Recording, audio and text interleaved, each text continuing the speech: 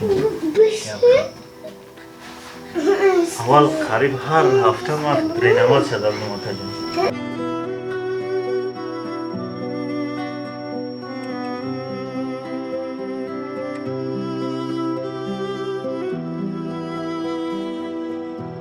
تو یک نیم سالگیش اساس بود.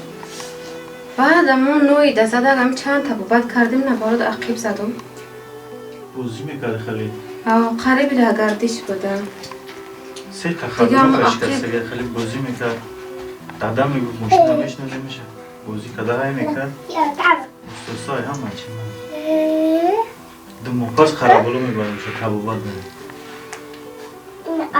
یگان بهبودی نیست. بهبودیش همیه که خیلی دیگه صدوری سخت نداد دستش. خب بهبودیه. چشمش ده هم مچی دوجی زلال کرده. خلاص که سوال میشه.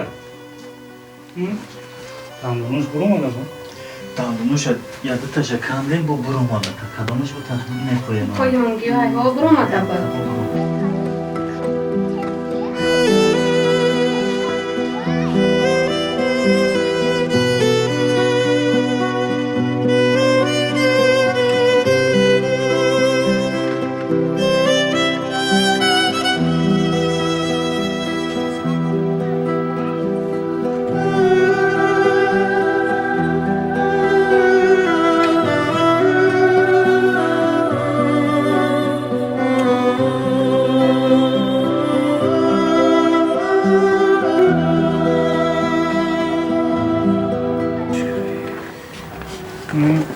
ручной тормоз до райбараш ягон ҷо дамон маҳкам мекунад намеравад.